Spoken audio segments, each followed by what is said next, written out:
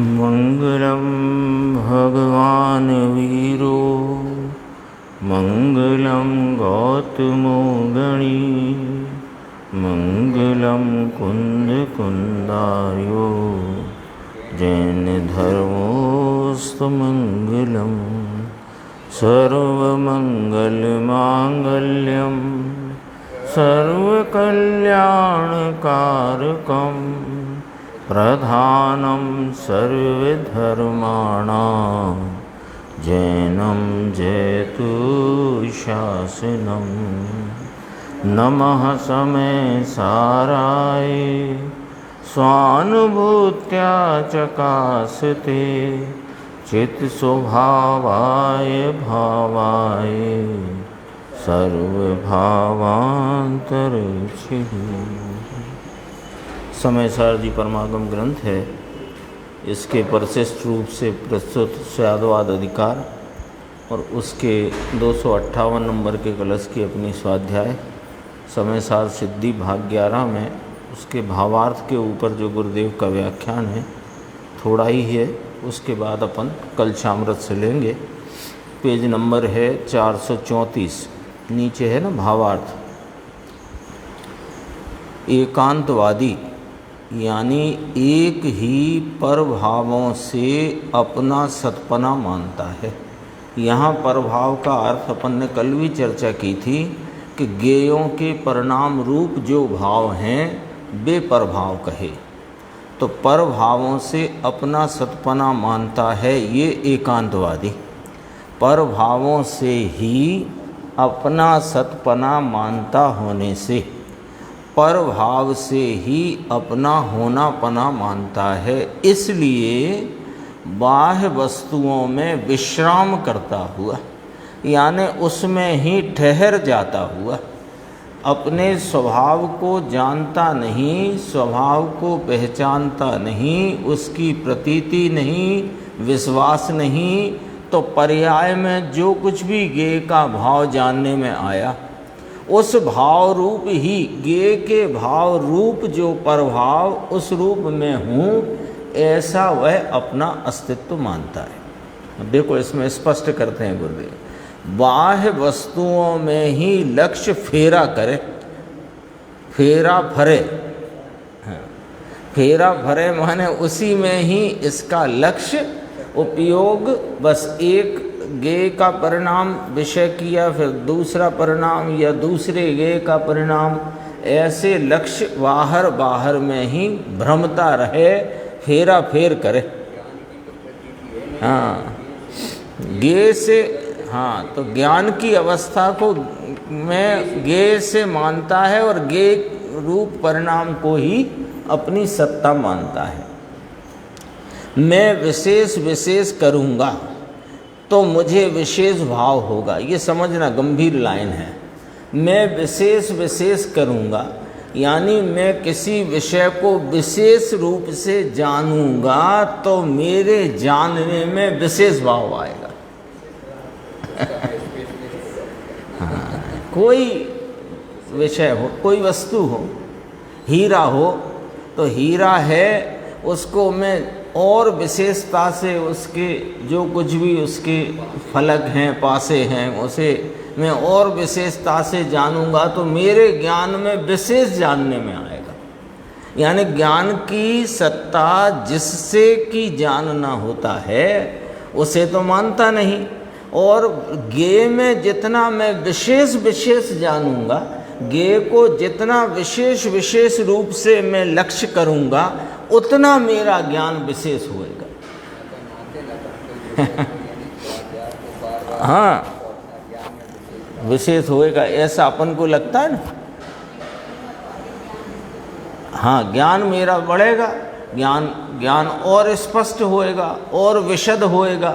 कैसे कि मैं विशेष विशेष उसमें प्रवृत्ति करूँगा। उस कैसी प्रवृत्ति? बहिर्लक्ष्यता की, है ना। ये देखो गुरुदेव की बात एकदम ऐसी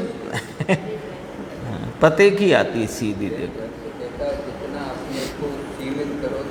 हाँ, केवल ज्ञान स्वयं में सीमित होने से आया कि बाहर में भटका भटक से आया।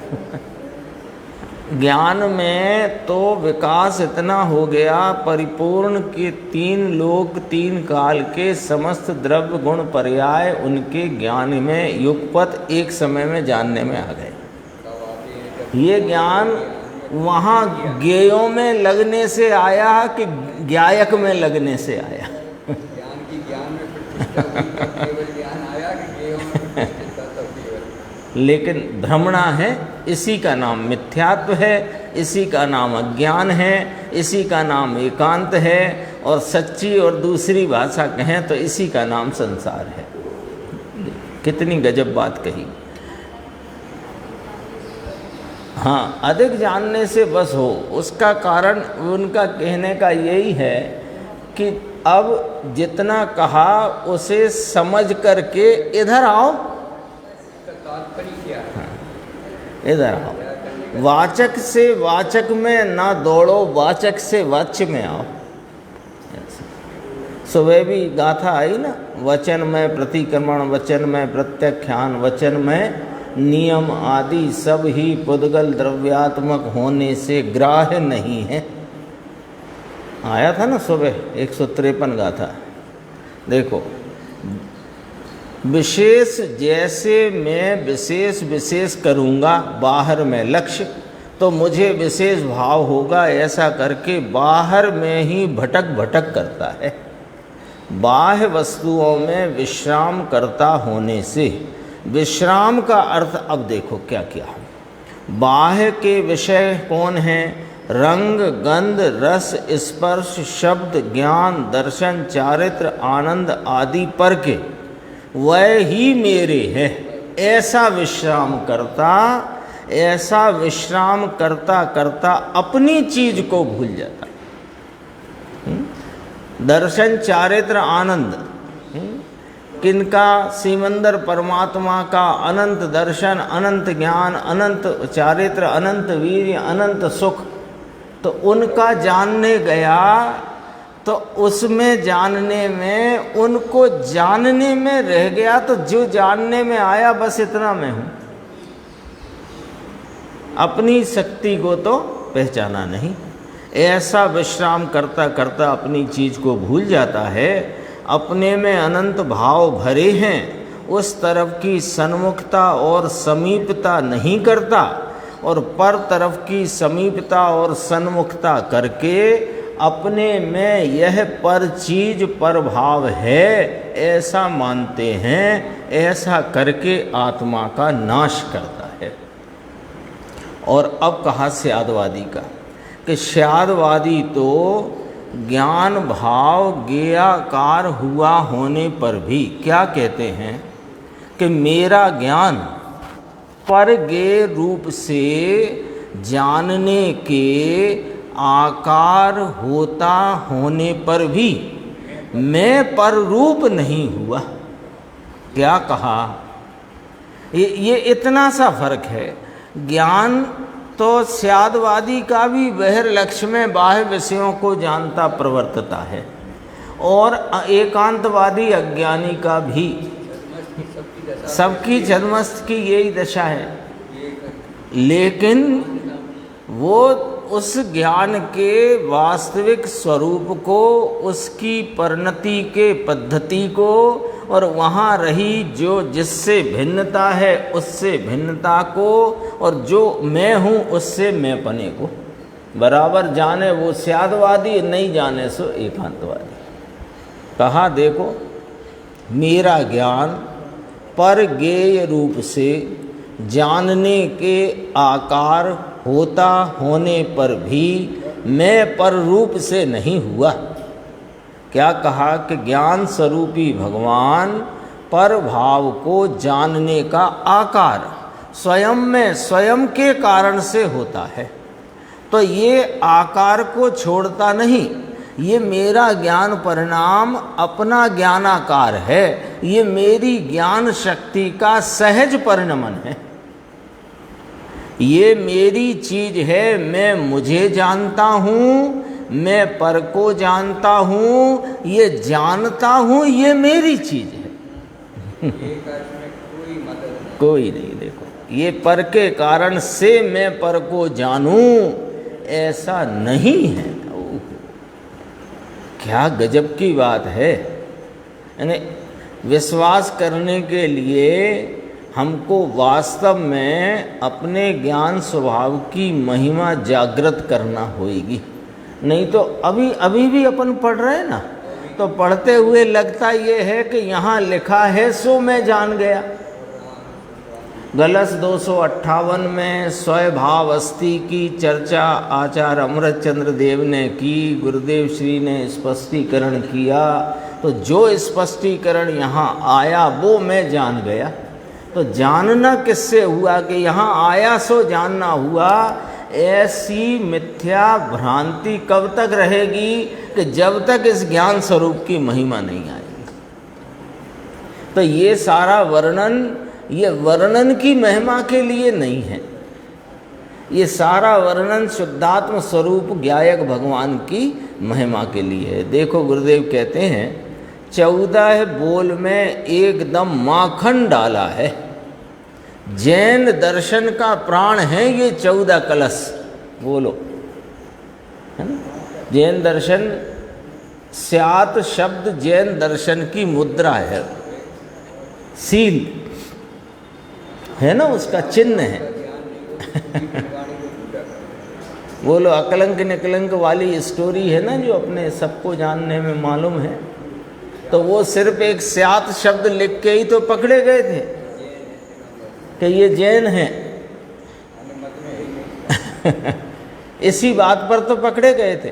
वो स्यादवाद की यहाँ ज्ञान गेय की युति माने ज्ञान गेय का जो नियत संबंध निमित्त नैमित्तिक है, उस पर ज्ञान और गेय के इस संबंध पर आधारित स्यादवाद की यह 14 बोलों से जो चर्चा है, तो कहते हैं एकदम माखन है। अभी देखो और क्या कहने वाले हैं। जैन दर्शन का प्राण है अमृत चंद्र आचार्य, यानी कि इनकी टीका का जोटो माने कोई जोड़ कहीं मिले ऐसा नहीं, ऐसी टीका है, अजोड़ टीका है, अजोड़ टीका। ये तो अपन जब गुरुदेव श्री का व्याख्यान पढ़ते पढ़ते उसके माध्यम से स्वाध्याय करते करते यहाँ तक आए हैं, तो अनेकों बार गुरुदेव ने कहा 1000 वर्ष तक तो कोई टीका करने वाला न मिला।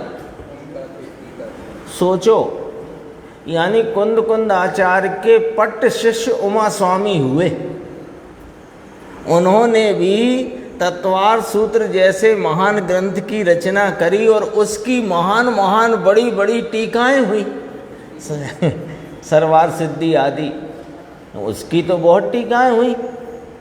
अकलंक देव ने भी की, पूज्यपाद स्वामी ने भी की, बड़ी बड़ी टीकाएं हुई तत्वार सूत्र की। लेकिन वे उमा स्वामी और तत्वार सूत्र के टीकाकर्ता अकलंक देव, पूज्यपाद स्वामी आदि, उन्होंने इसकी टीका न करी। जबकि वो इससे भी संक्षेप में तत्वार सूत्र लिखा गया था, इसकी तो विस्तार कर दिया।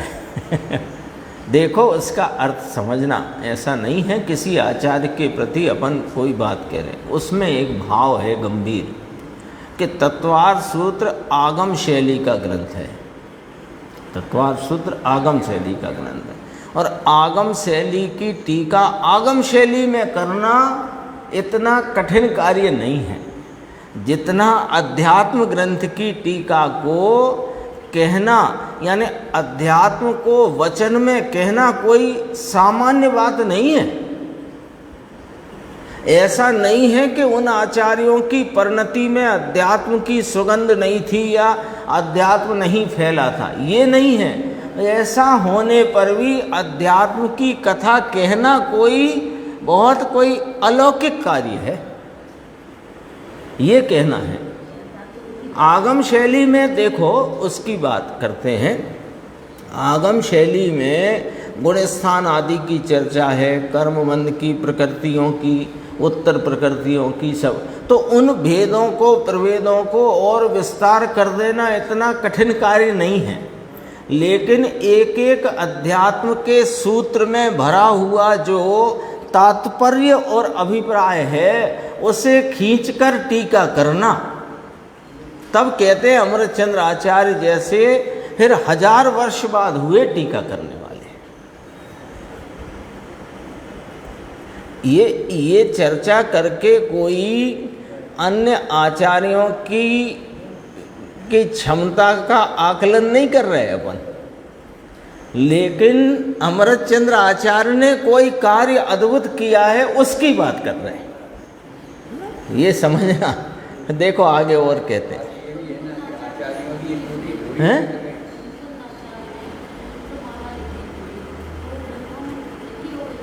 समय साल लिखा ना, 2000 वर्ष पहले ग्रंथ लिखा हो गया, नियम सार, प्रवचन सार, पंचास्तिकाय। नहीं वही थे ताड़पत्र। हाँ फिर ये तो टीका भी ताड़पत्र पे लिखी हुई। हाँ तब कहाँ कागज थे।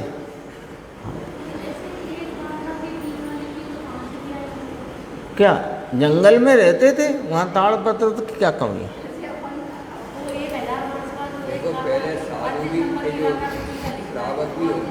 नहीं वो सब श्रावकों ने संभाल कर रखे थे, तो रखे थे संभाल करके, वो रखे हुए प्राप्त किए उनने स्वाध्याय के लिए, तो स्वयं की स्वाध्याय के लिए प्राप्त किए, तो उसकी टीका करने का भाव आया।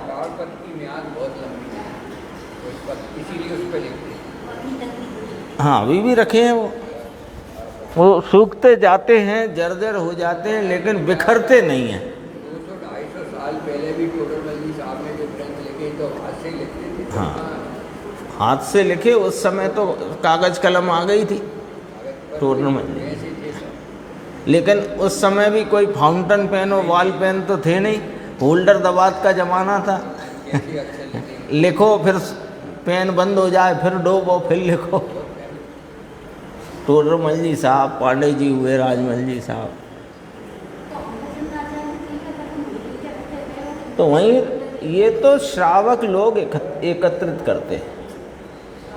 ये तो अपना कोई भाग्य कहो, यानी कोई इन ग्रंथों का अपने पास आ जाना कोई ऐसा सामान्य संयोग नहीं है। ये सामान्य संयोग नहीं है कि जैसे किसी भूखे को 2 रोटी मिल जाना बहुत महासामान्य संयोग है, लेकिन ये 2000 वर्ष पहले का ग्रंथ 1000 वर्ष बाद दूसरे आचार्य को मिला, उन्होंने टीका करी, टीका सुरक्षित रही, फिर उस पर जयसेन स्वामी ने टीका करी।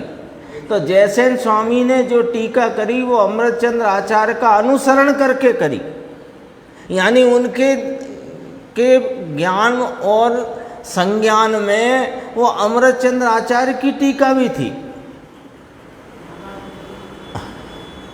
फिर जब वो और फिर ये पुस्तकों की ताड़पत्र से ये हाथ से लिख कर मंदिरों में रखे हुए, हाथ से लिख कर। एक मेरे पास आई थी उपदेश सिद्धांत रत्नमाला, भागचंद जी छाजेड़ ने उसकी, हाँ वो पुस्तक की पांडुलिपि वो ईसागढ़ के एक कोई श्रीवास्तव हुए हैं अर्जी नवीस, उनसे लिखवाई गई। हाँ बजरंगगढ़ के मंदिर से लाए गए, फोटो कॉपी करा के। तो उपदेश सिद्धांत रत्नमाला तो एक पहले के हैं, कोई आचार्य नाम याद नहीं आता, उन्होंने फिर भागचंद जी ने उसकी वचनिका लिखी। भागचंद जी अपने ईसागढ़ वाले, तो उन्होंने वचनिका लिखी, वो वचनिका मंदिर में ही रखी थी। तो वहाँ फिर किसी अपने साधर्मी भाई ने उसकी कॉपी करवाई, फोटो कॉपी भी नहीं होती थी, तो फिर वो लिखवाई किसी श्रीवास्तव थे वहाँ पर, क्योंकि ईसागढ़ कमिश्नरी थी पहले। ईसागढ़ अब तो तहसील भी नहीं है शायद, तहसील है हाँ, लेकिन कमिश्नरी थी ईसागढ़ पहले सिंधिया जी के समय में। ये सब बातें हैं, देखो क्या कहते हैं। अमृतचंद्र आचार्य यानी इनकी टीका का जोड़ कहीं मिले ऐसा नहीं, ऐसी टीका है। फिर और क्या कहा समझना जरा। भले जयसेन आचार्य ने भी दूसरी टीका की है, लेकिन अमृतचंद्र आचार्य की टीका और एमना श्लोक हो, क्योंकि ये स्यादवाद अधिकार के थोड़ी श्लोक आए उसमें, क्योंकि समय सार 415 गाथा तक था, वहाँ तक की टीका हुई। ये अपने यहाँ पर चर्चा पूरी होती है और अपन कलशामृत में से अब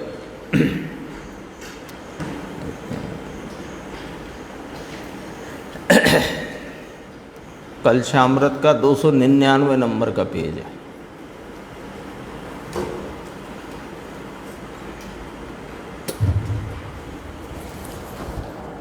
तो ये अपने पास आई है, कोई बहुत ऐसा फिर गुरुदेव को मिली, गुरुदेव को समय सार कब मिला, आज से 100 वर्ष पहले, और वो फिर इसके बाद जब गुरुदेव ने स्वाध्याय शुरू करी लगभग आज से 75 वर्ष पहले सामूहिक, तो उन्होंने कहा तो आकाश में जितनी प्रति थी वे सब यहाँ मंगाई, आकाश में छपी थी, श्रीमद् राजचंद्र का आश्रम आकाश, कोई लेने वाला नहीं था। और फिर एकदम पूरी की पूरी सोनगढ़ आई, फिर सोनगढ़ में वो दोबारा छपी, फिर गुरुदेव के उस पर व्याख्यान हुए, फिर कुछ बार के व्याख्यान हो चुके, उसके बाद रिकॉर्डिंग शुरू हुई, फिर रिकॉर्डिंग की भी लोगों को लगा ये क्या है, ऐसे बंद करो।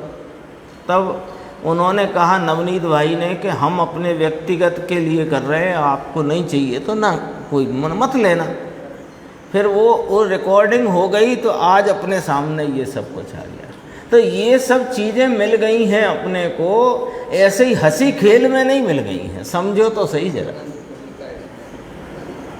पूर्व का भवों भवों का पुण्य उदय में आया, भवों भवों का, क्योंकि इसके पूर्व के भव में अरबोपति तो अपन हुए अनंते बार राजा महाराजा अरबपति देव हुए, लेकिन इतना तत्व का विशद भाव अपने को नहीं मिला, और अब मिला है तो भवों भवों का पुण्य उदय में आया है। एक बात ये पीछे से चली बात, अब आगे की तरफ देखो। कोई होनहार भली है हमारी, इसलिए ये चीज़ हमें मिली है। बहुत हैं इस शहर में ही, देश में और विदेश में तो हैं ही, इस शहर में भी बहुत हैं जिन्हें ये चीज़ नहीं मिली। इसलिए कहते ये गुरुदेव के व्याख्यान का एक एक पंक्ति एक एक लाइन छांट के अपन इसलिए पढ़ते हैं कि अपने को वो सारा भाव मिल जाए और पूरा उतना समय ना लगे। हाँ, तो इसलिए बहुत छांट के पढ़ते हैं। तो सुबह मुझे इतना थोड़ा रंज यही था कि अपन इतनी गंभीर बात करें और उसे कोई प्रमाद में ना सुने, तो थोड़ा रंज की बात, इसलिए देखो। अब अपन यहाँ आते हैं, ये पांडे जी की टीका, खंड अन्वय सहित अर्थ। भावार्थ इस प्रकार है कि कोई एकांतवादी मिथ्या दृष्टि जीव ऐसा है कि जो वस्तु को पर्याय मात्र मानता है, द्रव्य रूप नहीं मानता है। ये बात हर कलश में, अब पहले पर्याय मात्र मानता है, अगले में लेंगे द्रव्य मात्र मानता है। अब देखो, इसलिए जितनी समस्त ज्ञेय वस्तुओं के जितने हैं शक्ति रूप स्वभाव, उनको जानता है ज्ञान। कोमा रुको, अर्धविराम है, रुक जाते हैं। नहीं, अभी इसमें और थोड़ी बात आगे करी। जितनी समस्त ज्ञेय वस्तुएं, अभी अपन देख लो सामने ये माइक है, ये जिनवाणी वेस्टर्न में है, ये चौकी है, ये टेबल है, ये ज्ञेय वस्तुएं समझने के लिए, ये सब ज्ञेय वस्तुएं, उनके शक्ति रूप स्वभाव, उनकी क्या, जैसे ये अभी कौन है, सब पुद्गल हैं, तो पुद्गल के स्पर्श रस गंध वर्ण आदि शक्ति रूप स्वभाव और उनकी व्यक्तियां, स्पर्श रस गंध वर्ण के प्रगट भाव, उनको जानता है कौन? ज्ञान। यहाँ तक बात आई। अब अर्धविराम के बाद कैसे जानता हुआ, कैसे जानता है? ज्ञान के जानता हुआ उनकी आकृति रूप से परिणमता है ज्ञान। दर्पण में वृक्ष कैसे झलकता है? कि वृक्ष ऐसे झलकता है कि वृक्ष की आकृति रूप से दर्पण की झलकन का परिणाम परिणमता है। समझ गए? ऐसे कहा, उनकी आकृति रूप से परिणमता है ज्ञान। इसलिए ऐसा है परिदृश्य, ऐसा चल रहा है। इसलिए ज्ञेय की शक्ति की आकृति रूप है ज्ञान की पर्याय। ज्ञेय की शक्ति रूप नहीं, ज्ञेय की शक्ति की आकृति माने ज्ञेय की शक्ति उसकी व्यक्ति का जैसा रूप स्वरूप वैसे रूप के अनुरूप परिणमी है ज्ञान की पर्याय। ठीक है, बिल्कुल नक्शा समझ में आ रहा है ना? अब देखो, उनसे ज्ञान वस्तु की सत्ता मानता है। क्यों? पर्याय मात्र वस्तु को मानता है और अपनी ज्ञान पर्याय में जो ज्ञेय की आकृति के अनुरूप ज्ञान पर्याय का परिणमन है, उस ज्ञान पर्याय से ही अपनी सत्ता मानता है। अब फर्क पड़ा ना? वहाँ जो चर्चा थी और यहाँ एक स्टेप आगे है। पर्याय मात्र को ही वस्तु मानता है तो उसी में अपनी सत्ता मानता है। तो कौन सी पर्याय ली यहाँ पर? ज्ञेयों की आकृति के अनुरूप परिणमित ज्ञान की पर्याय। पहले जो बात कही थी उसको दर्पण पे से फर्क समझना है बस। दर्पण में जो वृक्ष झलक रहा है तो वृक्ष को ही दर्पण की सत्ता माने, एक तो ये बात। दूसरा, वृक्ष जो झलक रहा है दर्पण की पर्याय में, तो दर्पण की वह वृक्ष रूपी झलकन की पर्याय को ही दर्पण माने। एक स्टेप आगे बढ़ गई बात। क्यों बढ़ गई? यहाँ पर क्या लिया? 252 कलश में स्वभाव और परभाव की व्याख्या करी थी। वहाँ कहा था स्वभाव किसे कहना?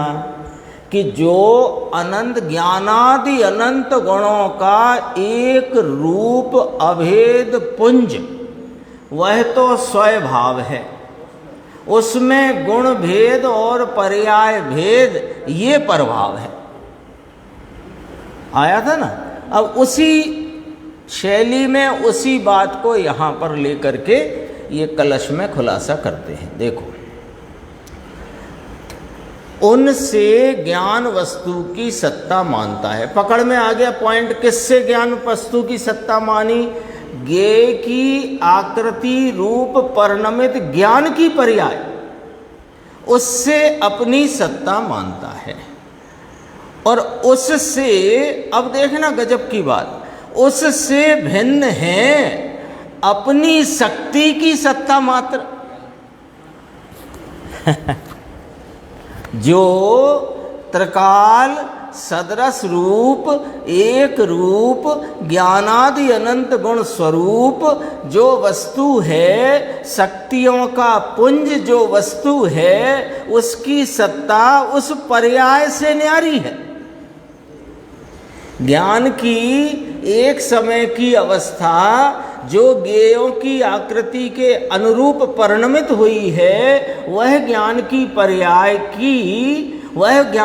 पर्याय इस ज्ञायक वस्तु की सत्ता से भिन्न है। उससे भिन्न है अपनी शक्ति की सत्ता मात्र। ये जो अपनी शक्ति है ना, तो ये शक्ति को श्रद्धा में लेना है।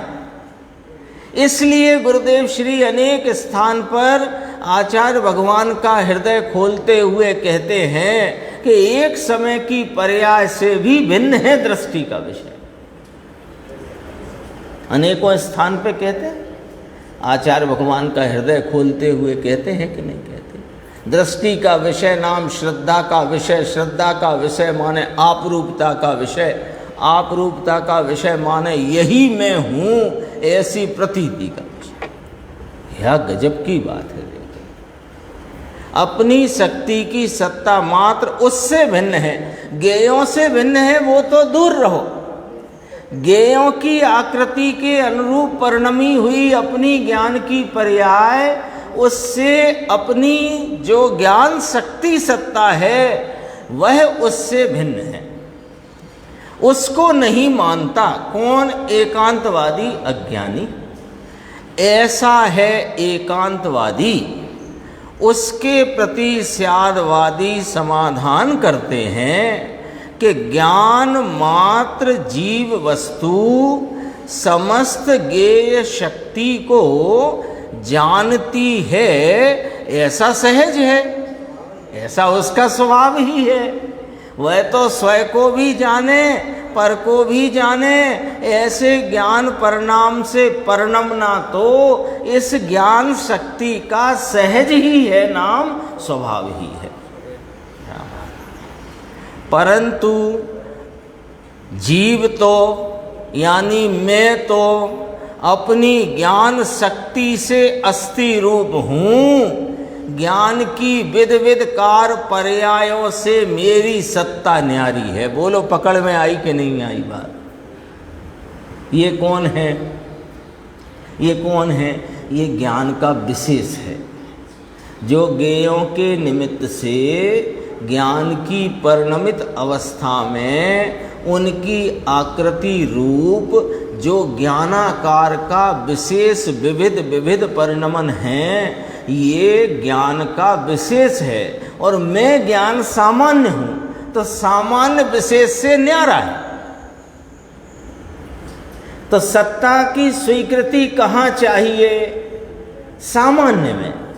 श्रद्धा किसकी चाहिए? सामान्य की। आपरूपता किस में चाहिए? सामान्य में।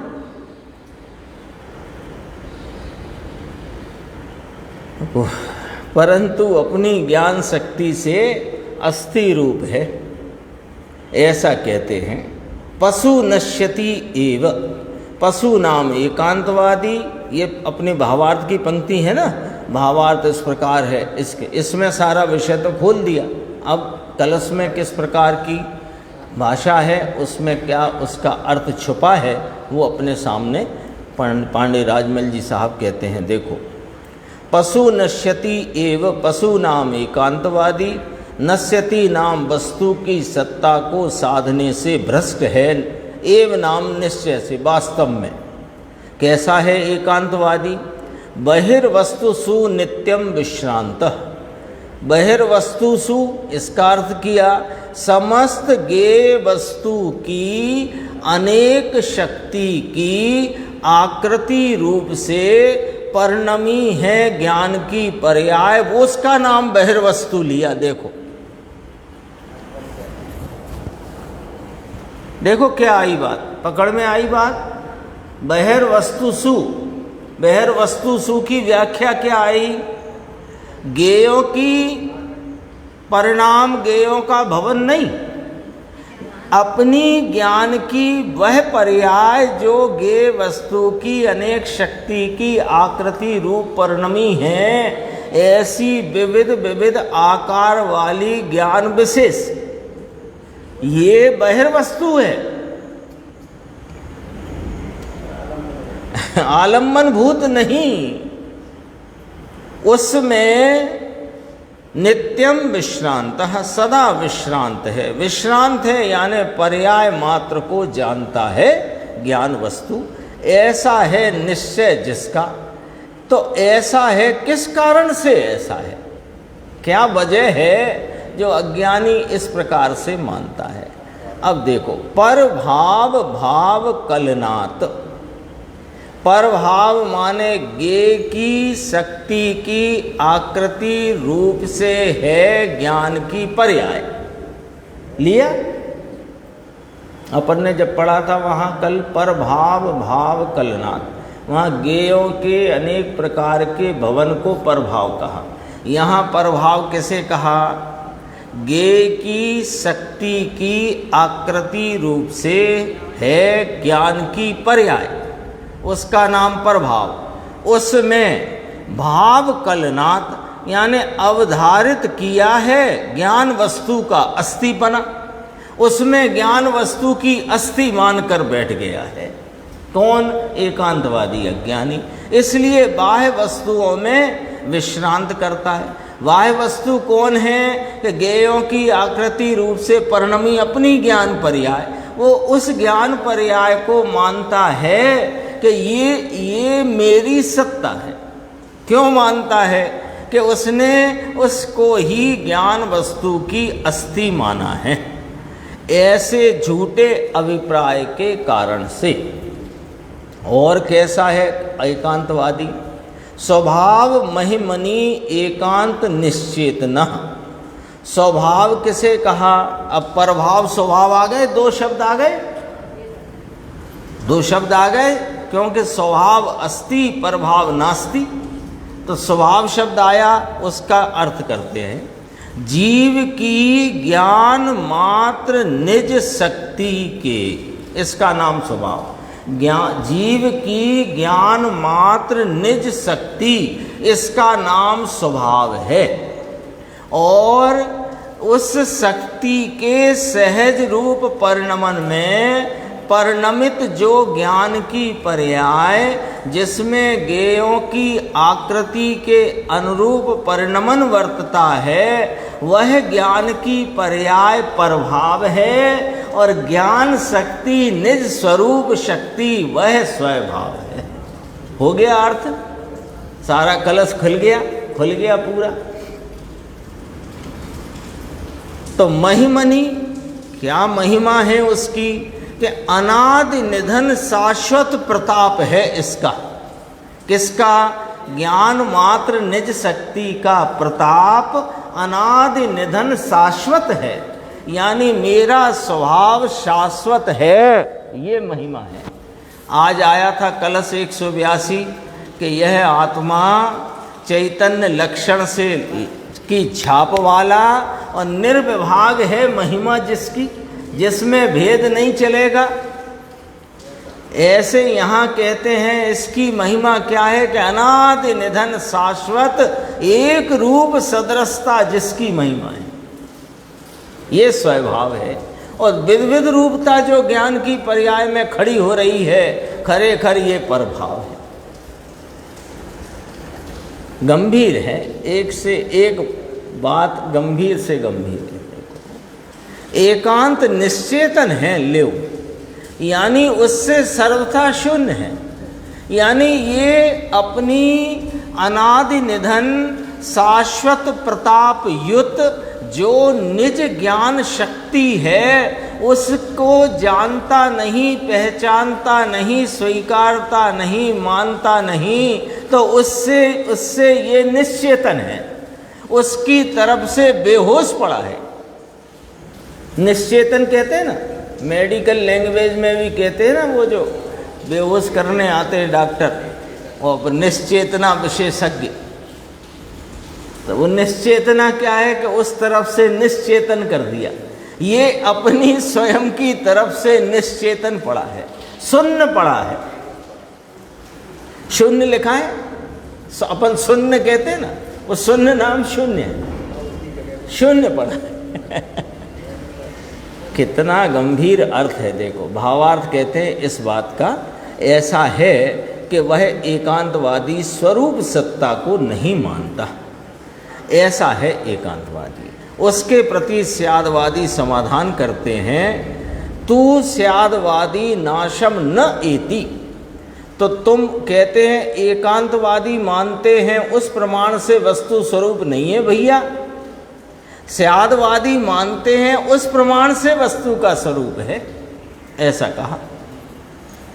स्यादवादी कैसा मानते हैं कि जैसा सर्वज्ञ जानते हैं वैसा ही स्यादवादी मानते हैं।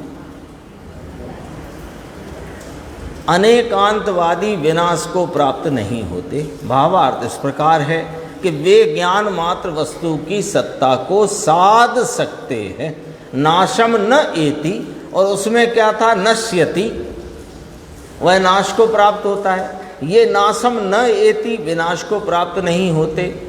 भावार्थ इस प्रकार है कि ज्ञान मात्र वस्तु की सत्ता को साध सकते हैं। कैसा है अनेकांतवादी जीव?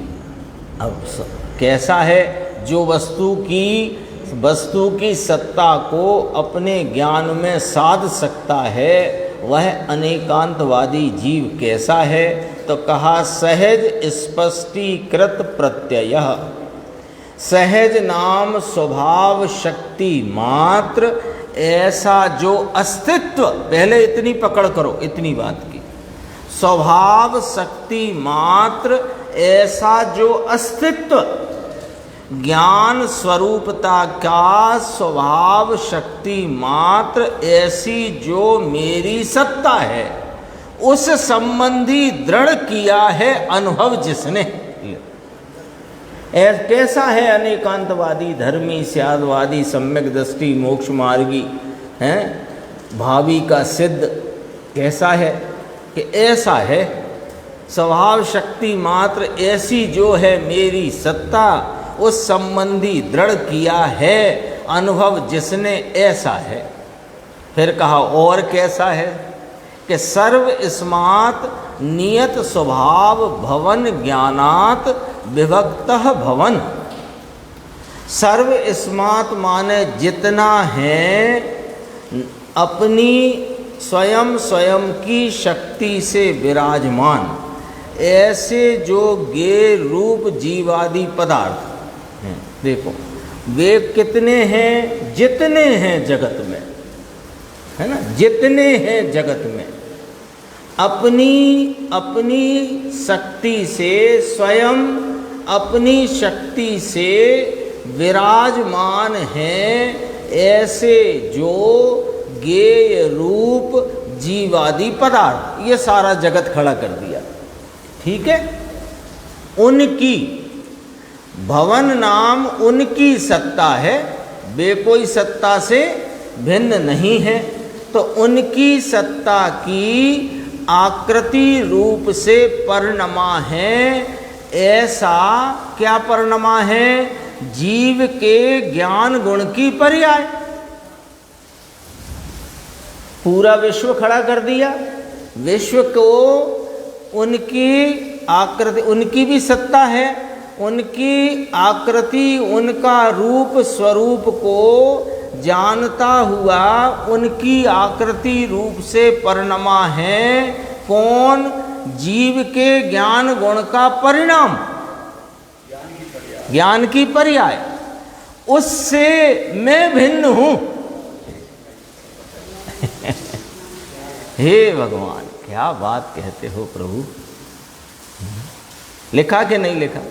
तेम ना विवक्तः भवन, उससे भिन्न है ज्ञान मात्र सत्ता, ऐसा अनुभव करता हुआ अनेकांतवादी अपनी जीव वस्तु को अपने ज्ञान में साध सकता नाम साधता है। ऐसे साधता है। बोलो, अब घबराहट हो जाती है, पर्याय बिना की वस्तु कैसे? अरे पर्याय बिना की ही वह वस्तु है जिसकी सत्ता तेरे को स्वीकार करने योग्य है। वह तो परभाव गिना है आचार्य भगवंत ने, यानी सर्वज्ञ देव ने। आचार्य भगवान ने जो बात कही, सर्वज्ञ का उल्लंघन करके कही कि अनुसरण करके कही? तो आचार्य भगवान फरमाते हैं कि यह जीव के ज्ञान गुण की जो पर्याय है, यह पर्याय से इस जीव वस्तु की ज्ञान मात्र सत्ता न्यारी है। ऐसा अनुभव करता है उसका नाम धर्मी है, स्यादवादी है, अनेकांत विद है, मोक्ष मार्गी है, भावी का सिद्ध है। ये चर्चा इसमें हुई, समय भी अपना हो गया। गुरुदेव के व्याख्यान की चर्चा अपन आगे की स्वाध्याय में प्रारंभ करेंगे। निज निधि निज में बताई, यह अनंत उपकार है, उसके लिए